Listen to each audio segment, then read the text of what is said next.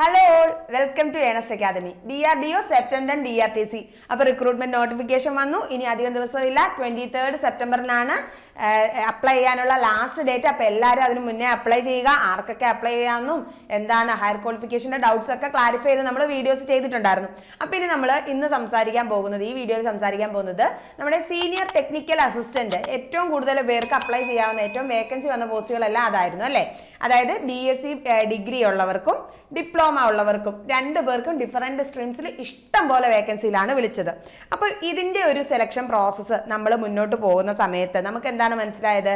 Tyre 1 ഉണ്ട്. Tyre 1 non technical ആണ്. എല്ലാവർക്കും senior technical assistant post apply ചെയ്ത എല്ലാവർക്കും, അത് നിങ്ങൾ ഏത് സ്ട്രീം ആയാലും ഡിഗ്രിയോ ഡിപ്ലോമയോ ഉള്ളവരായാലും എങ്ങനായാലും എല്ലാവർക്കും കൂടെ ഒറ്റ എക്സാം ആണ് വിളിച്ചേക്കുന്നത്.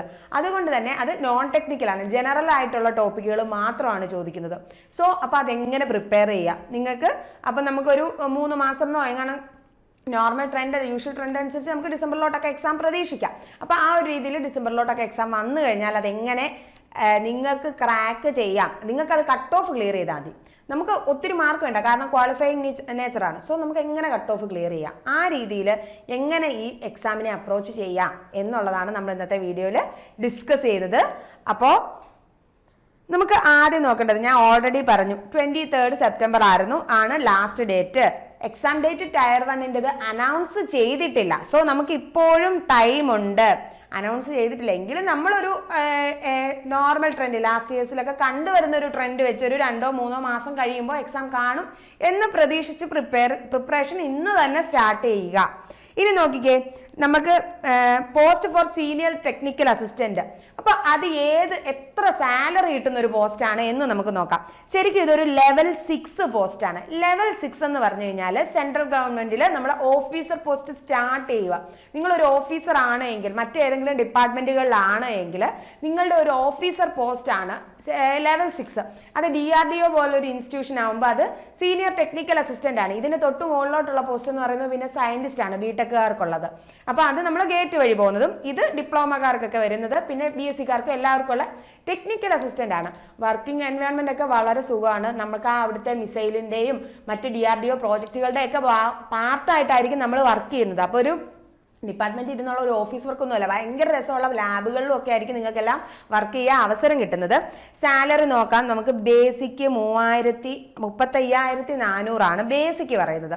ബേസിക് പ്ലസ് അലവൻസുകളായിരിക്കും നമ്മുടെ ഇൻഹാൻഡ് സാലറി എന്ന് പറയുന്നത്.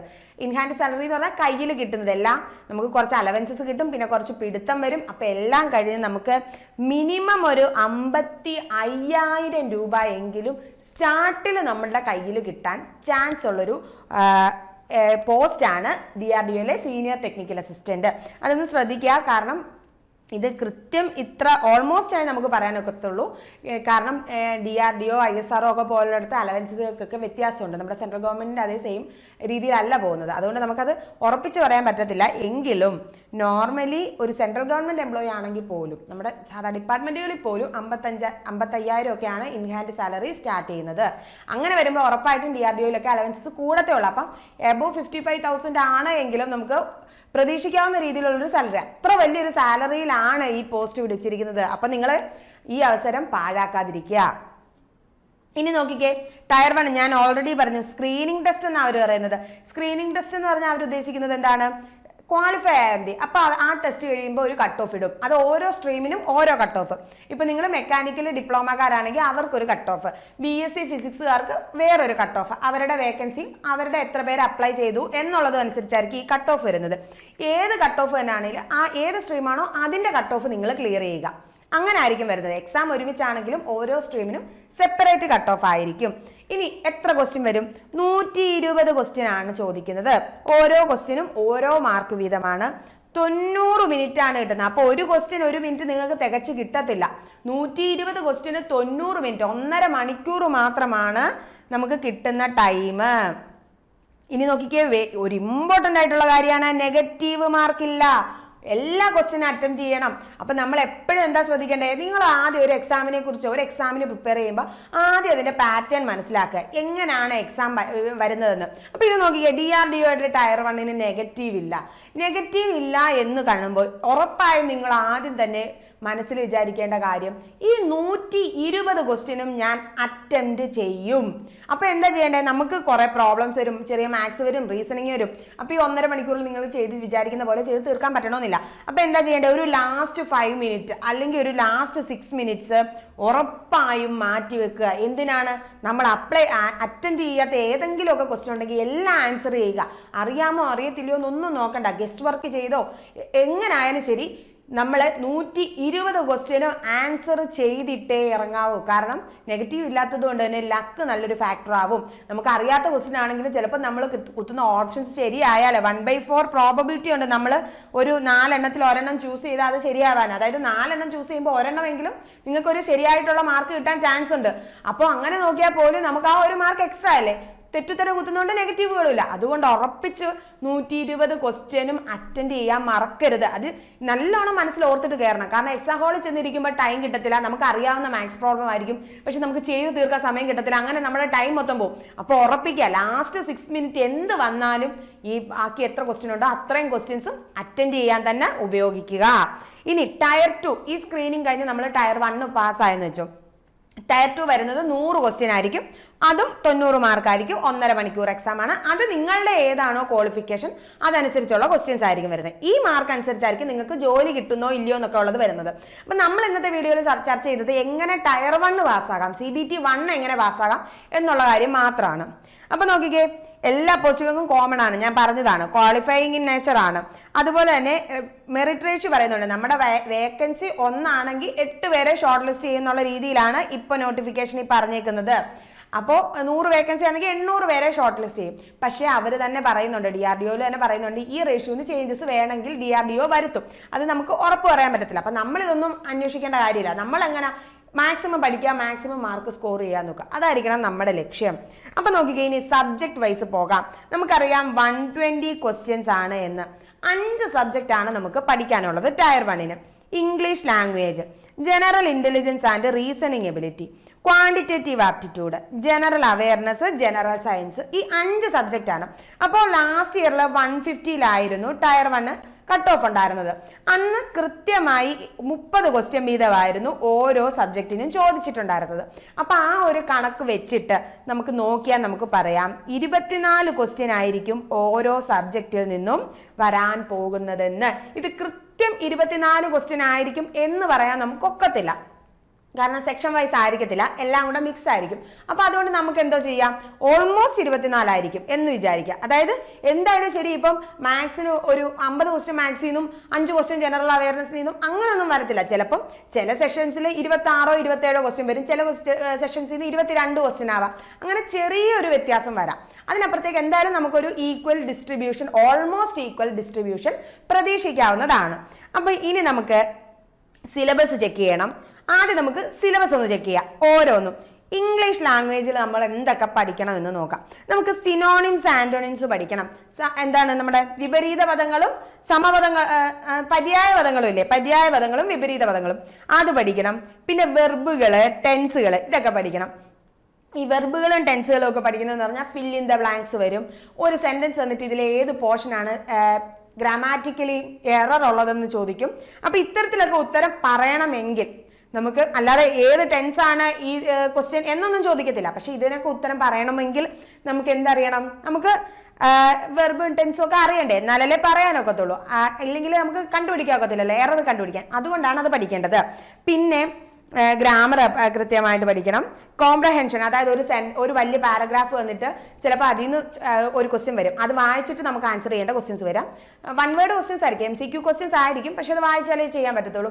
ചിലപ്പോൾ എന്ത് ചെയ്യും, ഒരു പാരഗ്രാഫ് വന്ന് ഇടയ്ക്കിടയ്ക്ക് ഗ്യാപ്പ് വരും, എന്നിട്ട് ഫിൽ ഇൻ ദ ബ്ലാങ്ക്സ് ചോദിക്കും. അപ്പോൾ ഓരോന്നിനും കറക്റ്റ് ആയിട്ടുള്ള ആപ്റ്റായിട്ടുള്ള വേർഡ് ഏതാണെന്ന് എഴുതാൻ ചോദിക്കും. അപ്പോൾ ഈ 2 രീതിയിൽ വരാം. പിന്നെ നമ്മുടെ വേർഡ്സ്, വെക്കാബുലറി, അത് സ്പെല്ലിംഗ് ചെക്കും വരാം. അതുപോലെ തന്നെ കറക്റ്റ് മീനിങ് ഉള്ള വേർഡുകൾ ഏതാണ്, അവിടെ ഉപയോഗിക്കേണ്ട വേർഡ് ഏതാണ് എന്നുള്ള രീതിയിൽ വരാം. അഡ്വർബ് വരാം, അൺസീൻ പാസേജസ് വരാം, എറർ കറക്ഷൻ ഞാൻ ഓൾറെഡി പറഞ്ഞു. പിന്നെ ആർട്ടിക്കിൾ, ഇതൊക്കെ ഫിൽ ഇൻ ദ ബ്ലാങ്ക്സ് വരുന്ന കാര്യങ്ങളാണ്. ഇത് പലതും കൃത്യമായി ക്വസ്റ്റ്യൻ വരണമെന്നില്ല, പക്ഷെ ഇതൊക്കെ അറിഞ്ഞിരുന്നാലേ നമുക്ക് ആ ക്വസ്റ്റ്യൻസിന് ആൻസർ ചെയ്യാനൊക്കത്തുള്ളൂ. അതുപോലെ തന്നെ സെന്റൻസ് ജംബിൾഡ് ആയിട്ട് കൊടുക്കും. അതായത് ഒരു 4 സെന്റൻസ് വരും, ഇതെങ്ങനെ ഒരു മീനിങ് ഫുൾ ഓർഡറിൽ അറേഞ്ച് ചെയ്യാം, അല്ലെങ്കിൽ കുറെ വേർഡ്സ് എന്നിട്ട് ഡിക്ഷണറിയുടെ ഓർഡറിൽ അറേഞ്ച് ചെയ്യാം, അത്തരം ക്വസ്റ്റ്യൻസ് വരാം. പിന്നെ നമുക്ക് ഇഡിയംസ് ആൻഡ് ഫ്രേസസ് പഠിക്കണം. പഴഞ്ചൊല്ല് മലയാളത്തിൽ പറയത്തില്ല, അതുപോലെ ഇംഗ്ലീഷിലും ഉണ്ട്. ഇംഗ്ലീഷ് ലാംഗ്വേജിൽ കുറച്ച് ഇഡിയംസ് ആൻഡ് ഫ്രേസസ് ഉണ്ട്. ആ വാക്കുകളുടെ ലിറ്ററൽ മീനിങ് ആയിരിക്കത്തില്ല, അത്രയും ഗ്രൂപ്പ് ഓഫ് വേർഡ്സ് ഒരുമിച്ച് വരുമ്പോൾ നമുക്ക് കിട്ടേണ്ട മീനിങ്. അപ്പൊ അത്തരത്തിലുള്ള ഇഡിയംസ് ആൻഡ് ഫ്രേസസ് നമുക്ക് ഇംഗ്ലീഷ് ലാംഗ്വേജിൽ പഠിക്കണം. ദെൻ നമുക്ക് നോക്കാം ക്വാണ്ടിറ്റേറ്റീവ് ആപ്റ്റിറ്റ്യൂഡ്. ക്വാണ്ടിറ്റേറ്റീവ് ആപ്റ്റിറ്റ്യൂഡ് എന്ന് പറഞ്ഞാൽ നമ്മുടെ ബേസിക് മാത്സ് ആയിരിക്കും കേട്ടോ. പ്ലസ് ടു വരെ പോകേണ്ട 10ാം ക്ലാസ് വരെയുള്ള മാത്സ് ആയിരിക്കും. അതിലപ്പോൾ നമുക്ക് ടൈം ആൻഡ് വർക്ക് ഉണ്ട്, ടൈം ആൻഡ് ഡിസ്റ്റൻസ് ഉണ്ട്, HCF നമ്മുടെ HCF LCM ഉണ്ട്, പെർസെൻറ്റേജിന്റെ ക്വസ്റ്റ്യൻസ് വരും, പ്രോഫിറ്റ് ആൻഡ് ലോസിന്റെ ക്വസ്റ്റ്യൻസ് വരും, റേഷ്യോസ് ആൻഡ് പ്രൊപ്പോർഷൻസ് ഉണ്ട്, സിമ്പിൾ ആൻഡ് കോമ്പൗണ്ട് ഇൻട്രസ്റ്റ് പഠിക്കണം, മിക്സ്ചേഴ്സ് ആൻഡ് അലിഗേഷൻസ് ഉണ്ട്, പ്രോബ്ലംസ് ഏജിലുള്ള പല പ്രായക്കാരുടെ പ്രോബ്ലം പറയുന്ന ക്വസ്റ്റ്യൻസ് വരും. പിന്നെ നമ്പർ സിസ്റ്റംസ് പഠിക്കണം. അതായത് ഒരു നമ്പർ സിസ്റ്റം ഒക്കെ അറിഞ്ഞിരുന്നാലേ നമുക്ക് ഒരു സീരീസ് ഓഫ് നമ്പേഴ്സ് വന്നിട്ട് അടുത്ത നമ്പർ ഏതാന്നൊക്കെ ചോദിക്കാം. അപ്പോൾ അത് നമുക്ക് ചെയ്യാൻ പറ്റത്തുള്ളൂ. സിംപ്ലിഫിക്കേഷൻ, ചെറിയ മാത്സ് വലിയൊരു മാത്സിന്റെ പ്രോബ്ലം തരും, അതെങ്ങനെ സിംപ്ലിഫൈ ചെയ്ത് ഒരു കൊച്ചു ആൻസറിലോട്ട് എത്താം, ഒറ്റ സിംഗിൾ ആൻസറിലോട്ട് എത്താം, അങ്ങനെയുള്ള കാര്യങ്ങൾ. ഡേറ്റ ഇന്റർപ്രിട്ടേഷനിൽ പറയുന്നതാണ് ഗ്രാഫ് വരുന്നത്. ഗ്രാഫുകൾ, പൈ ചാർട്ടുകൾ, ഡയഗ്രാം ഒക്കെ തന്നിട്ട് അതിൽ നിന്ന് നമുക്ക് എടുത്തെഴുതേണ്ടത് മീൻസ് ക്വസ്റ്റ്യൻ ആൻസർ ചെയ്യേണ്ടതായിട്ട് വരും. ദെൻ ഡെസിമൽസ് ആൻഡ് ഫ്രാക്ഷൻസ് വരുന്നുണ്ട്, ആവറേജസ് വരുന്നുണ്ട്, പിന്നെ ജോമെട്രി മെൻസുറേഷൻസ്. ഇത് കൃത്യം ഇതായിരിക്കും സിലബസ് എന്ന് നമുക്ക് പറയാൻ ഒക്കത്തില്ല. ഇത് ഞങ്ങൾ തയ്യാറാക്കി നിങ്ങൾക്ക് വേണ്ടി, നിങ്ങൾക്ക് പഠിക്കുന്നതിന് വേണ്ടി നമ്മൾ തയ്യാറാക്കിയ ഒരു സിലബസ് ആണ്. ഇതൊരു ടെന്റേറ്റീവ് സിലബസ് എന്നേ പറയുന്നുള്ളൂ. കാരണം DRDO ഒരിക്കലും അവർ സിലബസ് പബ്ലിഷ് ചെയ്യുന്നില്ല. അതുകൊണ്ട് തന്നെ ദെൻ റീസണിങ് നോക്കിക്കേ. റീസണിങ്ങിൽ നമുക്ക് ബ്ലഡ് റിലേഷൻസ് പഠിക്കാനുണ്ട്, അനലോജീസും ഡയറക്ഷൻസും പഠിക്കാനുണ്ട്, ക്ലോക്സ് ആൻഡ് കലണ്ടേഴ്സ് പഠിക്കാനുണ്ട്, coding decoding, number series, alphabet series, arithmetical reasoning പഠിക്കാനുണ്ട്, നോൺ വെർബൽ സീരീസുകൾ പഠിക്കാനുണ്ട്. നോൺ വെർബൽ സീരീസുകളാണ് മറ്റേ ഫിഗേഴ്സ് ഒക്കെ വരുന്നത്. നമ്പർ റാങ്കിങ്സ് ഉണ്ട്, ഡിസിഷൻ മേക്കിംഗ് ഉണ്ട്, എംബഡഡ് ഫിഗേഴ്സ് ഉണ്ട്, ക്യൂബ്സ് ആൻഡ് ഡൈസ് ഉണ്ട്, മിറർ ഇമേജസ് ഉണ്ട്. ഇത്രയും കാര്യങ്ങളാണ് നമുക്ക് ജനറൽ ഇന്റലിജൻസിൽ പഠിക്കാനുള്ളത്. ഇനി നമുക്ക് ജനറൽ അവയർനെസ് വരുന്നുണ്ട്. ജനറൽ അവയർനെസ് എന്ന് പറഞ്ഞാൽ നമ്മുടെ GK ആണ്. GKയിൽ നമുക്ക് ഇന്ത്യൻ പൊളിറ്റി പഠിക്കാനുണ്ട്. പിന്നെ നമ്മുടെ ഹിസ്റ്ററി, ഇന്ത്യൻ ഹിസ്റ്ററി ഉണ്ട്. അതിനെ നമുക്ക് 3ആയിട്ട് ഡിവൈഡ് ചെയ്യാം. ഒന്ന് നമ്മുടെ ഇൻഡസ് വാലി സിവിലൈസേഷനും വേദിക് ഏജും തൊട്ട് അങ്ങ് പോസ്റ്റ് ഗുപ്ത പീരീഡ് വരെ, മൗര്യ ഗുപ്ത പീരീഡ് കഴിഞ്ഞ് പോസ്റ്റ് ഗുപ്ത പീരീഡ് വരെ. അത് കഴിയുമ്പോൾ നമുക്ക് മിഡീവിയൽ ഇന്ത്യയുടെ ഹിസ്റ്ററി പഠിക്കാനുണ്ട്. മിഡീവിയൽ ഇന്ത്യയുടെ ഹിസ്റ്ററിയിലാണ് നമുക്ക് യൂറോപ്യൻ സൈഡിൽ നിന്നല്ല, മുസ്ലിം അറ്റാക്ക് വരും. അത് കഴിഞ്ഞിട്ട് ഡൽഹി സുൽത്താനേറ്റ്, മുഗൾ എംപറേഴ്സ്, അവരെയൊക്കെ പഠിക്കാനുണ്ട്. അത് കഴിഞ്ഞാൽ മോഡേൺ ഹിസ്റ്ററി ഓഫ് ഇന്ത്യ, അതാണ് അറൈവൽ ഓഫ് യൂറോപ്യൻസ് തൊട്ട് നമ്മുടെ ഇന്ത്യക്ക് സ്വാതന്ത്ര്യം കിട്ടുന്നത് വരെയുള്ള കാര്യങ്ങൾ. അപ്പൊ അങ്ങനെ അത് പഠിക്കാനുണ്ട്. പിന്നെ ജോഗ്രഫി പഠിക്കാൻ വരും. ജോഗ്രഫിയിൽ നമ്മുടെ ഇന്ത്യയുടെ ജോഗ്രഫിക്കൽ ഫിസിക്കൽ ഫീച്ചേഴ്സ് പഠിക്കണം, നമ്മുടെ മൗണ്ടൻ റേഞ്ചസിനെ കുറിച്ച് പഠിക്കണം, റിവർ സിസ്റ്റങ്ങൾ പഠിക്കണം, റിസോഴ്സസുകളെ കുറിച്ച് പഠിക്കണം. അങ്ങനെ പല കാര്യങ്ങളാണ്, മിനറൽ റിസോഴ്സുകൾ, അങ്ങനെയുള്ള കാര്യങ്ങളൊക്കെയാണ് ജോഗ്രഫിയിൽ പഠിക്കേണ്ടത്. ദെൻ എക്കണോമിക്സ് ഉണ്ട്, ബേസിക് കൺസെപ്റ്റ്സുകളും കുറച്ച് കാര്യങ്ങൾ എക്കണോമിക്സ് പഠിക്കണം. പിന്നെ കറണ്ട് അഫയേഴ്സ് വരുന്നുണ്ട്, അതെന്തായാലും പഠിച്ചിരിക്കണം. അറ്റ്ലീസ്റ്റ് നിങ്ങൾ ഒരു 6 മന്ത് കറണ്ട് അഫയേഴ്സ് എങ്കിലും പഠിച്ചിരിക്കണം. ബെറ്റർ 1 ഇയർ കറണ്ട് അഫയേഴ്സ് എങ്കിലും പഠിക്കുക. അത്രയും പറ്റിയില്ലെങ്കിൽ 6 മന്ത് കറണ്ട് അഫയേഴ്സ് എങ്കിലും ഉറപ്പായിട്ടും പഠിക്കുക. നമ്മുടെ ബിഗ് ലേണിംഗ് നമ്മുടെ ചാനലായ ബിഗ് ലേണിംഗിൽ കറണ്ട് അഫയേഴ്സിന്റെ ഫ്രീ ക്ലാസ്സസ് അവൈലബിൾ ആണ്. വീക്ക്ലി ക്ലാസ്സസും ഉണ്ട്, മന്ത്ലി ക്ലാസ്സുകളും ഉണ്ട്. അപ്പോൾ അത് എന്തായാലും നിങ്ങൾക്ക് എക്സാമിന് മുന്നേ തന്നെ ഒരു 1 ഇയറിലെ കംപ്ലീറ്റ് കറണ്ട് അഫയേഴ്സ് നിങ്ങൾക്ക് അതിലൂടെ കിട്ടുന്നതാണ്. അപ്പം നിങ്ങൾ എല്ലാവരും തന്നെ ചാനൽ സബ്സ്ക്രൈബ് ചെയ്യുക, ബിഗ് ലേണിംഗിന്റെ ചാനലും സബ്സ്ക്രൈബ് ചെയ്യുക, കറണ്ട് അഫയേഴ്സിന്റെ ക്ലാസ്സസ് കാണുക. ദെൻ നമുക്കുള്ളത് ജനറൽ സയൻസ് ആണ്. ജനറൽ സയൻസ് നമ്മുടെ പണ്ട് സ്കൂളിൽ പഠിച്ച ഫിസിക്സ്, കെമിസ്ട്രി, ബയോളജി ആണ് വരുന്നത്. നമുക്കൊരു NCERT 10+2 ലെവൽ വരെ NCERT ടെക്സ്റ്റ് വെച്ച് പഠിക്കാൻ ശ്രദ്ധിക്കുക എല്ലാവരും. അപ്പം ഇത്രയാണ് നമുക്ക് സിലബസ് എന്ന് പറയാനുള്ളത്. ദെൻ നമുക്ക് നോക്കാം, നമുക്ക് ലാസ്റ്റ് ഇയറിലെ ഒരു കട്ട് ഓഫ് നോക്കിയാൽ, ഞാൻ പറഞ്ഞല്ലോ എല്ലാ സ്ട്രീമിനും സെപ്പറേറ്റ് കട്ട് ഓഫുകളാണ് വരുന്നത്. എങ്കിലും ഏറ്റവും മാക്സിമം വന്ന കട്ട് ഓഫ്, അന്ന് ഇത്രയും വേക്കൻസി ഇല്ല, ബട്ട് അന്ന് 150 ടയർ 1. അന്ന് വന്ന മാക്സിമം കട്ട് ഓഫ് 108 ആണ്. അതായത് 72%. 100-ലാണെങ്കിൽ 72 മാർക്കായിരുന്നു അന്ന് വന്ന ഏറ്റവും മാക്സിമം കട്ട് ഓഫ്. അത് വെച്ചിട്ട് നമ്മുടെ ഇത്തവണത്തെ 120 കട്ട് ഓഫ് നോക്കിയാൽ ഏകദേശം 87 മാർക്കാണ് നമുക്ക് കട്ട് ഓഫ് വരാൻ ചാൻസ് ഉള്ളത്. അപ്പം നമ്മൾ ഒരിക്കലും ഈ 87 വിചാരിക്കരുത്. നമ്മളൊരു സേഫ് ആയിട്ട് ഒരു 95 ഒക്കെ ഒരു ടാർഗറ്റ് വെക്കണം. നമുക്കൊരു 95 മാർക്കെങ്കിലും മിനിമം കിട്ടുന്ന രീതിയിൽ അത്തരത്തിൽ വേണം നമ്മൾ പ്രിപ്പയർ ചെയ്യാൻ. കാരണം ഒത്തിരി ഇപ്പം 100+ ഒന്നും വാങ്ങേണ്ട കാര്യം വരാൻ ചാൻസ് ഇല്ല. കാരണം അത്രയ്ക്ക് അല്ലെ കോമ്പറ്റീഷൻ അത്ര ഹാർഡായിരിക്കണം. നമ്മളെ സംബന്ധിച്ച് നമുക്ക് മാർക്ക് കൂടുതൽ കിട്ടുമല്ല, നമുക്ക് ക്വാളിഫൈ ആയാൽ മാത്രം മതി. അപ്പം അത് എപ്പോഴും നമ്മുടെ മൈൻഡിൽ ഉണ്ടാവണം. ഇനി എങ്ങനെ നമുക്ക് ഈ ഒരു ടൈമിൽ 1.5 hour എങ്ങനെ നമുക്ക് ഈ എക്സാം അറ്റൻഡ് ചെയ്യാം, അതൊരു ഇമ്പോർട്ടൻ്റ് ആയിട്ടുള്ള കാര്യമാണ്. കാരണം നിങ്ങൾ ഡിപ്ലോമ ഡിഗ്രി ഹോൾഡേഴ്സ് ആണ്, നിങ്ങളിൽ കൂടുതൽ പേർക്ക് റീസണിങ്ങും മാത്സും ഒക്കെ എളുപ്പമായിരിക്കും. കാരണം വലിയ പാടുള്ള ക്വസ്റ്റ്യൻ, ബാങ്കിങ് ലെവൽ ക്വസ്റ്റ്യൻസ് ഒന്നും ആയിരിക്കത്തില്ല വരുന്നത്. അങ്ങനെ വരുമ്പോൾ എന്താണ്, നമുക്ക് അത് ചെയ്യാനറിയാം, പക്ഷെ നമുക്ക് സ്പീഡ് കാണത്തില്ല എന്നേ ഉള്ളൂ. അപ്പം നമ്മൾ എന്തോ ചെയ്യും, നമ്മുടെ ഈ കിട്ടുന്ന 1.5 മണിക്കൂറും നമ്മൾ ഇതിനെല്ലാം കളയും, അവസാനം പ്രോപ്പറായിട്ട് ടൈം മാനേജ് ചെയ്യാൻ പറ്റത്തില്ല. അപ്പോൾ അതിന് നമുക്ക് ചെയ്യാവുന്ന ഒരു മെത്തേഡ്, ജനറൽ സയൻസും ജനറൽ അവയർനെസ്സും 24 ക്വസ്റ്റ്യൻസ് വീതമാണുള്ളത്. നമുക്കൊരു മാക്സിമം 10 മിനിറ്റിൽ തന്നെ, അല്ലെങ്കിൽ 15 മിനിറ്റ്, ഇതിനപ്പുറത്തോട്ട് ഒരിക്കലും ഈ 2 ക്വസ്റ്റ്യൻസിനായിട്ട്, അതായത് 48 മാർക്ക് ഇവിടെ ഉള്ളതാണ്, ഇതിന് കളയരുത്. കാരണം നിങ്ങൾക്ക് അധികം സമയം ആലോചിക്കേണ്ട കാര്യമില്ല, നിങ്ങൾ വായിക്കുക ചെയ്യുക. അപ്പോൾ അത് സ്പീഡാക്കുക, നിങ്ങളെ വായിച്ച് ആൻസർ ചെയ്യാനുള്ള കഴിവ് സ്പീഡാക്കുക. അപ്പോൾ ആദ്യം തന്നെ ഇത് എളുപ്പത്തിൽ ചെയ്യാൻ ശ്രദ്ധിക്കുക. പിന്നീട് ഇംഗ്ലീഷ് ലാംഗ്വേജിനും നമുക്കൊരു മാക്സിമം 15 മിനിറ്റ് കൊടുക്കാം. അങ്ങനെ കൊടുത്തു കഴിഞ്ഞാൽ നോക്കിക്കേ, ഇതൂടെ വരുമ്പോൾ 30 മിനിറ്റ്സ് ഉണ്ട്, നമുക്ക് 3 പോർഷൻസ് കംപ്ലീറ്റ് ചെയ്യാം. English language, general awareness, general science. Then general ഇൻ്റലിജൻസിന് നമുക്കൊരു 20 to 25 മിനിറ്റ്സിൽ തീർക്കാനൊത്താൽ ക്വാണ്ടിറ്റേറ്റീവ് ആപ്റ്റിറ്റ്യൂഡിന് നമുക്ക് 30+ മിനിറ്റ്സ് കിട്ടും. 24 ക്വസ്റ്റ്യൻ, അതായത് ഒരു ക്വസ്റ്റ്യൻ 1 മിനിറ്റ് കൂടുതൽ കിട്ടും. മാത്സിനാണ് നമുക്ക് ടൈം വേണ്ടത്. അപ്പോൾ ഇത്തരത്തിൽ ഇത് ഞാൻ ഫോളോ ചെയ്യുന്ന ഒരു പാറ്റേൺ ആണ്. ഇത് നിങ്ങൾക്ക് ഇത് തന്നെ ഫോളോ ചെയ്യണമെന്നില്ല, നിങ്ങൾക്ക് ഇതുപോലൊരു പാറ്റേൺ നിങ്ങൾ ക്രിയേറ്റ് ചെയ്യാൻ, ഒന്നുകിൽ ഇത് ഫോളോ ചെയ്യുക, അല്ലെങ്കിൽ നിങ്ങൾക്ക് പറ്റുന്ന രീതിയിലൊരു പാറ്റേൺ നിങ്ങൾ ക്രിയേറ്റ് ചെയ്യുക. എന്നിട്ട് ആ രീതിയിൽ എക്സാം എഴുതി പോകാൻ ശ്രദ്ധിക്കുക. ഇനി നമ്മൾ ശ്രദ്ധിക്കേണ്ടത്, ടയർ 1നെ കുറിച്ച് പറയുമ്പോൾ ശ്രദ്ധിക്കേണ്ട വേറൊരു കാര്യമാണ്, ഈ ക്വാണ്ടിറ്റേറ്റീവ് ആപ്റ്റിറ്റ്യൂഡും general intelligence and reasoning ability, ഈ 2 പോർഷനിൽ നിന്നും 1 മാർക്ക് പോലും നമ്മൾ കളയരുത്. കാരണം ഈ ക്വസ്റ്റ്യൻസ് എന്ന് പറഞ്ഞു കഴിഞ്ഞാൽ നമ്മൾ നമ്മുടെ പോർഷൻസ് പഠിച്ചു കഴിഞ്ഞാൽ ഉറപ്പായി നമുക്ക് കിട്ടുന്ന മാർക്കുകളാണ്. അപ്പോൾ ഈ മാർക്കുകൾ മാക്സിമം ഈ 48 മാർക്കും നമ്മൾ സ്കോർ ചെയ്യണം. ആ രീതിയിൽ പ്രിപ്പയർ ചെയ്യണം. കാരണം ജനറൽ അവയർനെസ് നമുക്ക് പറയാനൊക്കത്തില്ല, എന്ത് വേണമെങ്കിലും ക്വസ്റ്റ്യൻസ് വരാം. ജനറൽ സയൻസ് ഒരു പരിധി വരെയൊക്കെ നമുക്ക് പ്രിപ്പയർ ചെയ്ത് നമുക്ക് മാക്സിമം മാർക്ക് കിട്ടാം. എങ്കിലും ചിലപ്പോൾ നമുക്ക് ഏതെങ്കിലുമൊക്കെ ക്വസ്റ്റ്യൻസ് നമുക്ക് ഡൗട്ട് വരാൻ ചാൻസ് ഉണ്ട്. ഇംഗ്ലീഷ് ലാംഗ്വേജിലും ആന്റോണിംസും സിനോണിംസും പിന്നെ ചില ഇഡിയംസ് ആൻഡ് ഫ്രേസസ് ഒക്കെ ചിലപ്പോൾ ചെറിയ പ്രശ്നമാവാം. പക്ഷെ ബാക്കിയൊക്കെ എറർ കണ്ടുപിടിക്കുന്നതൊക്കെ നമുക്ക് പ്രാക്ടീസ് വഴിയും പഠിത്തത്തിലൂടെയും കറക്റ്റ് ആക്കാമല്ലോ. അതുപോലെ റിപ്പോർട്ടഡ് സ്പീച്ച് വരുമോ, ആക്റ്റീവ് പാസീവ് വോയിസ് ഒക്കെ വരുവാണെന്നല്ലോ, അതൊക്കെ നമുക്ക് ഓക്കെ ആക്കാവുന്ന കാര്യങ്ങളാണ്. അപ്പോൾ ഇത്രയും കാര്യങ്ങൾ, അപ്പോൾ ഇതിൽ ഈ 48 മാർക്സ് ഉറപ്പായിട്ട് വെക്കുക. പിന്നെ ഇതിൽ നിന്ന് മാക്സിമം ഒരു സ്കോർസ് ചെയ്യാൻ നോക്കുക. ജനറൽ അവയർനെസ്സിൽ അപ്പം നമുക്ക് എന്തെങ്കിലും ഒരു തട്ടുകേട് വന്നാലും നമുക്ക് നമ്മുടെ എക്സാമിനെ ക്വാളിഫൈ ചെയ്യുന്ന കാര്യത്തിൽ അത് ബാധിക്കില്ല. അപ്പം ഇത്തരത്തിൽ വേണം നിങ്ങൾ എക്സാമിനെ മുന്നോട്ട് കാണാൻ. ഇനി പറഞ്ഞാൽ നമ്മുടെ ഏണസ്റ്റ് അക്കാദമി നിങ്ങൾക്ക് വേണ്ടി ടയർ 1 പ്രിപ്പറേഷന് വേണ്ടിയിട്ട് ഒരു ക്രാഷ് കോഴ്സ് ഉടൻ തന്നെ സ്റ്റാർട്ട് ചെയ്യുന്നുണ്ട്. അപ്പം നിങ്ങളിൽ പലരും നമുക്ക് ചോദിക്കുന്നുണ്ടായിരുന്നു നമ്മളോട് കോഴ്സ് സ്റ്റാർട്ട് ചെയ്യുന്നില്ലേ എന്നുള്ളത്.